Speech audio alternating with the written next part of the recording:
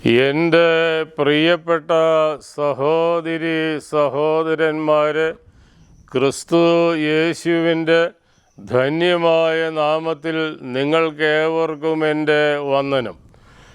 ശുദ്ധമുള്ള മർക്കോസിൻ്റെ സുവിശേഷം 15-ാം അധ്യായത്തിൽ 38-ാമത്തെ വാക്യത്തെ അടിസ്ഥാനപ്പെടുത്തിയാണ് ഇന്ന് ചിന്തിക്കുന്നത്. ശുദ്ധമുള്ള മർക്കോസിൻ്റെ സുവിശേഷം 15-ാം അധ്യായം 38-ാമത്തെ വാക്യം. ഉടനെ മന്ദിരത്തിലെ അല്ലെങ്കിൽ ദേവാലയത്തിലെ തിരശീല മുകൾ മുതൽ താഴെ വരെ രണ്ടായി ചീന്തിപ്പോയി. മനുഷ്യ ചരിത്രത്തിൻ്റെ ഗതി മാറ്റിമറിച്ച ഒരു നിമിഷത്തെക്കുറിച്ചാണ് ഈ തിരുവചന ഭാഗം നമ്മെ ഓർമ്മപ്പെടുത്തുന്നത്. അപ്പോൾ ദേവാലയത്തിൻ്റെ തിരശീല മുകൾ മുതൽ അടിവരെ രണ്ടായി കീറി എന്നാണ് ഈ തിരുവചന ഭാഗത്ത് രേഖപ്പെടുത്തിയിരിക്കുന്നത്. അപ്പോൾ കാൽവരിയുടെ നെറുകയിൽ ചോരയിൽ കുതിർന്ന കുരിശിൽ കിടന്ന് പ്രപഞ്ചത്തിൻ്റെ നാഥൻ അവസാനമായി സ്വർഗത്തിലേക്ക് നോക്കി അലറി കരഞ്ഞു എന്ന് ശുദ്ധമുള്ള മർക്കോസിൻ്റെ സുവിശേഷം 15-ാം അധ്യായത്തിൽ 34-ാമത്തെ വാക്യത്തിൽ രേഖപ്പെടുത്തിയിരിക്കുന്നു. ആ കരച്ചിൽ ഹൃദയഭേദകമായിരുന്നു. എൻ്റെ ദൈവമേ, എൻ്റെ ദൈവമേ, നീ എന്നെ കൈവിട്ടത് എന്ത്? അപ്പോൾ അലറി കരയുകയാണ് നസറായനായ യേശു ക്രിസ്തുവാകുന്ന നമ്മുടെ കർത്താവ്.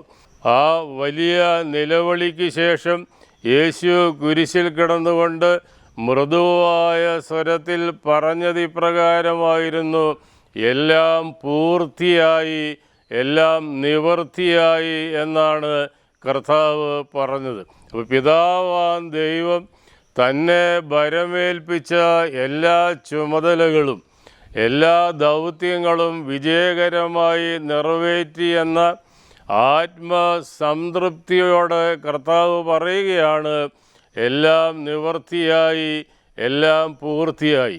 അപ്പോൾ ഈ തിരുവചന ഭാഗം എന്നോടും നിങ്ങളോടും പറഞ്ഞു വയ്ക്കുന്നത്, ക്രൈസ്തവ ജീവിതത്തിൽ നമ്മുടെ ദൗത്യം പൂർത്തീകരിച്ചിട്ട് വേണം ഈ ലോകത്ത് നിന്ന് മടക്കയാത്ര ആരംഭിക്കുവാൻ.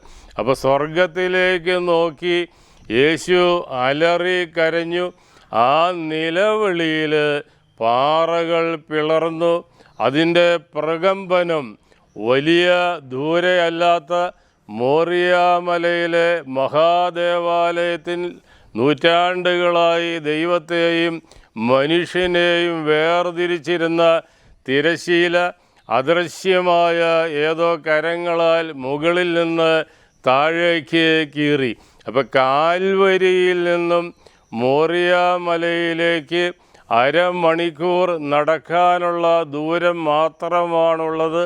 കാൽവരി മലയിലെ ക്രൂശിൽ കർത്താവായ യേശു തൻ്റെ ജീവൻ വെടിഞ്ഞതായ ആ സമയത്ത് അധികം ദൂരമല്ലാത്ത മോറിയാമലയിൽ സ്ഥിതി ചെയ്തിരുന്ന യെരുശലേം ദേവാലയത്തിൽ നൂറ്റാണ്ടുകളായി ദൈവത്തെയും മനുഷ്യനെയും വേർതിരിച്ചിരുന്ന തിരശീല കാണപ്പെടുവാൻ വയ്യാത്ത ഏതോ കരങ്ങളാൽ മുകളിൽ നിന്ന് താഴേക്ക് കീറി.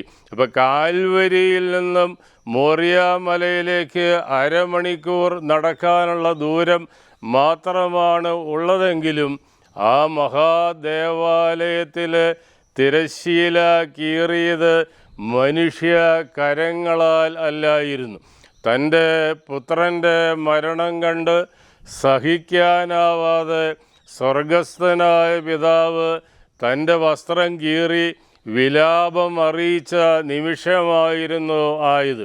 അപ്പോൾ യഹൂദന്മാരുടെ പാരമ്പര്യത്തിൽ താങ്ങാനാവാത്ത ദുഃഖമുണ്ടാകുമ്പോൾ, പ്രത്യേകിച്ച് മക്കളുടെ മരണവാർത്ത കേൾക്കുമ്പോൾ, പിതാവ് തൻ്റെ വസ്ത്രം മുകളിൽ നിന്ന് താഴേക്ക് കീറി വിലാപം അറിയിക്കുന്ന ക്രിയ എന്ന ഒരു ചടങ്ങുണ്ട്. ആ ചടങ്ങിന് യഹൂദന്മാർ പറയുന്ന പേരാണ് ക്രിയ.